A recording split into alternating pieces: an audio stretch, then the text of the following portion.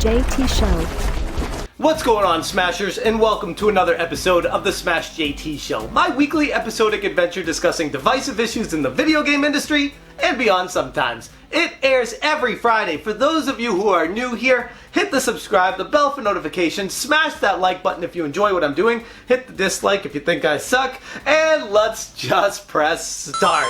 For this week, we're actually doing a kind of a sort of a quasi follow-up to a previous Smash JT show discussing the double standards in the world of YouTube, more specifically YouTube gaming, and how it affects creators depending on if they're a male or a female going into content creation.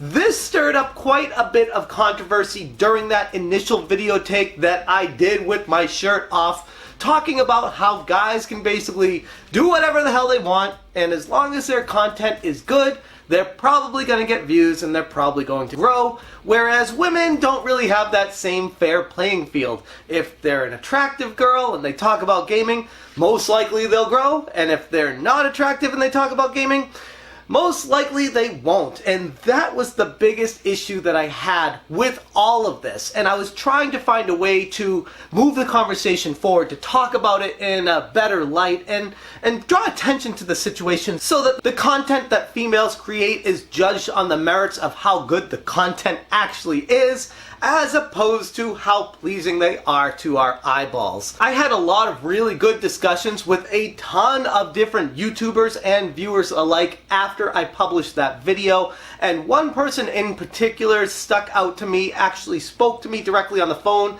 and that is Ryan from CastlemaniaGames.com, one of the best retro game websites out there, hashtag not sponsored, but a really good guy running a really good site, so I definitely wanted to give him a shout out here. He talked to me about how raw and real it was and how it did truly hit on an issue that is present on the YouTube platform, especially when it comes to gaming. And while talking about it, other channels came up, and one of them was Cannot Be Tamed. Pam, who does a great job covering awesome games and reviewing them, giving her honest feedback, great edits, talking about everything perfectly, and yes, she's an attractive girl. She is growing fairly rapidly on the YouTube platform, getting a lot of views and doing a great job at it. When talking about her channel, we noticed that she had sort of a trend with how many views she gets on her typical video, somewhere between 1,000 and 3,000, sometimes less, more often a little bit more. She's doing very well, getting a lot of people watching her videos. But one video in particular she made stood out above the rest. Hi, I'm Velvet Velour, but you can call me VV, and I'm here to talk about retro video games. Let's talk about a game that was plagued by bugs, embargo issues, and publisher interference, but still managed to become what I consider the pinnacle of role-playing games. It's Vampire the Masquerade Bloodlines. Kinda sticks out like a sore thumb when looking through all of her videos, and it definitely brought up a few questions as to why that video was so successful when the other ones weren't. As a content creator, the first thing I do to assess someone's video is what the thumbnail looks like and what the title of the video is, because typically that's what's going to bring in the initial views, and then maybe if it's a good enough video, will get shared by people from there and grow exponentially. This video in particular had a thumbnail fairly different than the rest of her channel, and this is what I wanted to focus on a little bit today. Not that this one situation is the rule by any means, but it does bring up an interesting dynamic and shows the point that I was trying to make in my initial video talking about the double standards in YouTube gaming. I reached out to Pam asking her her thoughts on this and if she'd be interested in participating in the video with me to give her side of the story, because I felt like this was fascinating to hear from her perspective what she thought about making that thumbnail, and if because that video took off, if she wanted to change the dynamic of her channel to put it more in the direction of the sexy girl talking about video games and reviewing them, or if she just fell back into what she typically does, which is just being a gamer that happens to be female and wants to talk about these games in general. After Pam from Cannot Be Tamed agreed to come on Smash JT to talk about this, I wrote up a basic questionnaire asking her if she didn't mind giving her thoughts on a few of these things that definitely stood out to me regarding her Vampire the Masquerade Bloodlines review. And while I'm not going to bore you with reading the entire thing that I sent to her, you can pause the video to read through this if you're interested, but basically the gist of it is I said thanks so much for taking the time. Like everything, there are always exceptions to rules, and I've been subscribed to your channel for a couple of years now. This video definitely stuck out as an outlier compared to the rest of her videos, and I felt like this situation was extremely interesting. And I thought it was fascinating how most of her videos get between 1,000 and 10,000 views, and this one was in the nearly 200,000 views to date mark. And I asked her the few questions saying, prior to making this video in particular, did you have any concerns on how your channel would be perceived? Did the idea of gaining views and subs play a role in how you decided to dress and present yourself? And after the incredible success that video has seen, had you considered changing the direction of your channel to be more in line with this type of content? And a few other questions here that I'm putting on the screen. Again, not going to read through them all. Feel free to pause it and read through them if you're interested. After sending this questionnaire to Pam regarding the situation on this video in particular, she put together a very well thought out response video that I want to share with you guys right now. So, Pam, take it away. Hi, I'm Pam from the channel Cannot Be Tamed, and I'm just answering some questions from JT about double standards in YouTube gaming, as well as decisions that I've made when it comes to creating my own content. So when it comes to my video on Vampire the Masquerade Bloodlines 2, which as you pointed out is my most popular video by a long shot, and also the one in which I am dressed in the most revealing way, this video that I made was sort of 2 years in the making. It took a lot of brainstorming and taking of footage and scripting in order to get the script in a place where I was comfortable with it. So there was definitely a sense that I really want people to see this video, and I thought that dressing up as one of the characters from the game would both be fun and a good way to get a little bit more attention for it.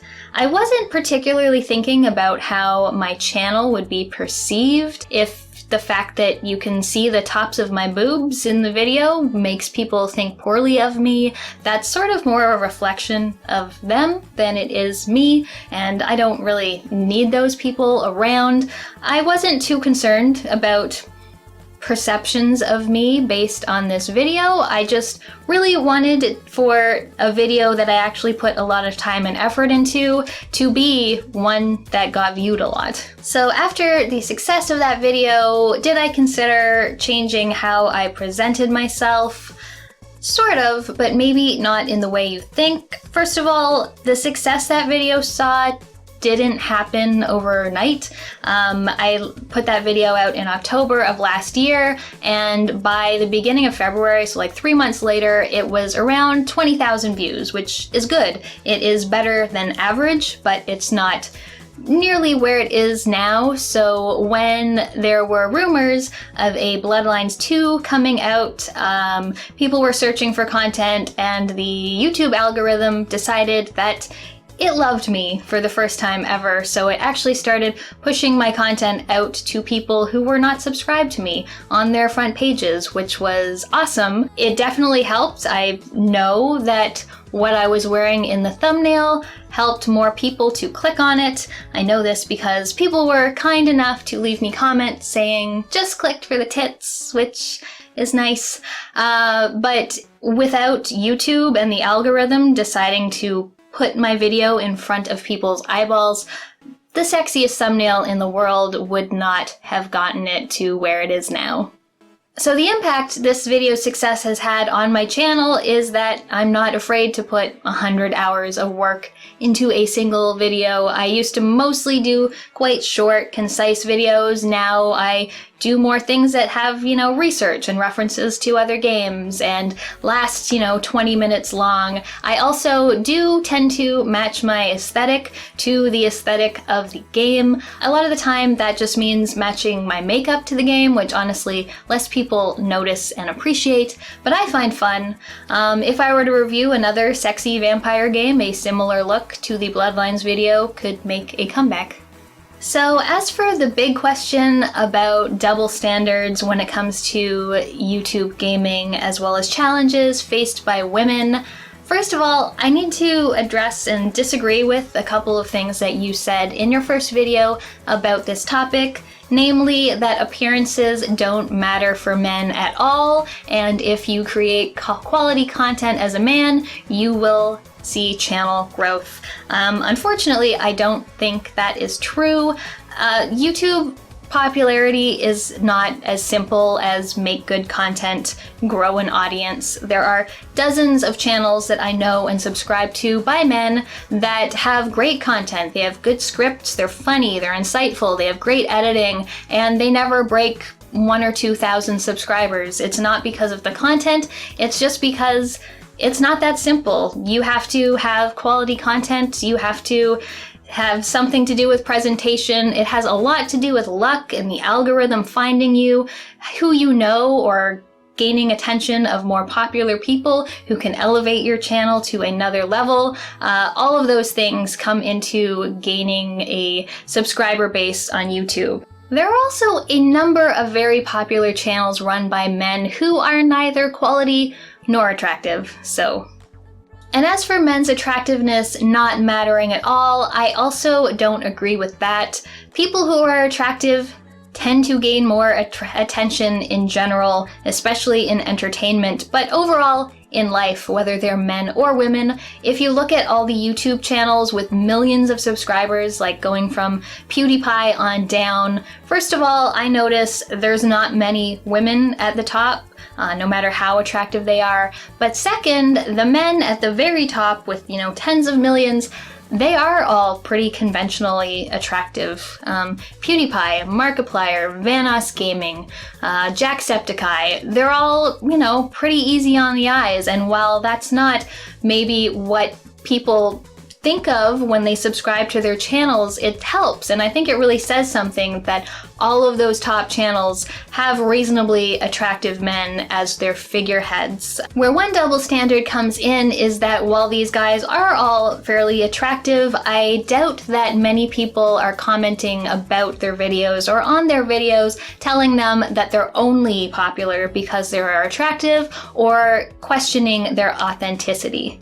Gaming is a particularly weird, gatekeepy environment when it comes to women. I think that there's this weird sort of line when it comes to being attractive where you have to be a certain amount of attractive in order to get attention and get people to click on your videos, but at the same time, you can't be too attractive, you can't be sexy in a threatening way, you can't look like you're spending too much time on your appearance, or otherwise your credibility to some people goes out the window and you're a fake e-thought whore who's just pimping herself out for money and attention and have never played a video game in their life, which is ridiculous, obviously. What you're wearing or how attractive you are has nothing to do with your history or interest or knowledge of any particular topic. It's just a very strange environment. So many women that get shit because they make YouTube videos while looking a certain way. If you were to go out in public in a mall, walking down the street and saw a woman in shorts, like Erin plays on her Power Pad video that you referenced in your last video on this, or a woman who was wearing a low-cut top and you could see her cleavage, you probably wouldn't think too hard about it. There would be very little pearl clutching or hand wringing over the fact that you can, see that the woman has boobs and legs while you're walking down the street. But take that same outfit and presentation and use it while talking about video games on YouTube, and all of a sudden, it's a big deal. All of a sudden, you're using sex to gain popularity and sell yourself, and you may as well be making porn if you're going to wear shorts or a low-cut shirt. It's just kind of ridiculous, and I think people really just need to get a grip. Honestly, I don't know how to solve the problem of being attractive giving people a leg up in YouTube, because people who are attractive have a leg up in life. The only advice I can give is know what you want. If you just want a pretty face and some cleavage to look at, that's fine. And I have no ill will to anyone who wants to present themselves like that or who wants to watch that content, as long as you don't also abuse the women who you are enjoying looking at. But if you want great content, insight, editing, well-made things, then, you know, pay attention to that. We're not animals. Some people have commented that men are just hardwired this way, and I think you can do better than that. You know, take 5 minutes, actually watch, actually listen to the content that you're consuming, and then make a decision on if it's something you want to support or not. That was a fantastic response, and while I don't necessarily agree with everything that she said, my point of view doesn't really matter in this instance because I'm a guy and I'm not a part of what the problem is, which is why I wanted her to come on and give her perspective, what she deals with as a female gamer, as someone on YouTube creating content, as an attractive woman, as all these things come together, what her thought process is when making the videos and how she decides to present them to the end viewer. Anyways, that's where I'm going to leave that topic. I feel like it's a very interesting conversation, and so thankful that Pam was willing to take some time out of her day to be a part of this and drop her thoughts in here so that we can have a more well-rounded, full-on discussion with it. I'd be very interested to hear what you guys think about Pam's thoughts, her angle, where she's coming from, and if you feel like there is a double standard with YouTube gaming and female content creators, and if you feel like there is, which many people do, how do we go about changing the perception around that and fixing that? Or is it kind of just, it is what it is, there's nothing we can do about it, it's been like this since the beginning of time, and nothing we do about it's gonna change. Be very interested to hear what you guys have to say about that. And that's where I'm gonna leave this week's video. I wanna say a special thank you, as always on Fridays, to all of these Patreons that help support Smash JT on a monthly basis. If you're interested in joining them for as little as $1 per month, I'll put a link to my Patreon right there.